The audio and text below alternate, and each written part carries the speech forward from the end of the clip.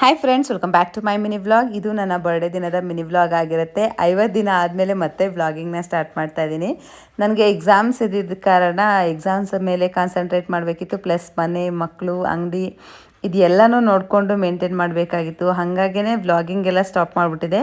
So exams ಎಲ್ಲ ಮುಗ್ದೋಗ್ಬಿಡ್ಲಿ, ಅದಾದಮೇಲೆ exams ಮುಗಿದೋದ್ರೆ ಮತ್ತೆ ನಾನು ರೀಸ್ಟಾರ್ಟ್ನ ಚೆನ್ನಾಗಿ ಮಾಡ್ಬೋದು ಅಂತೇಳಿ.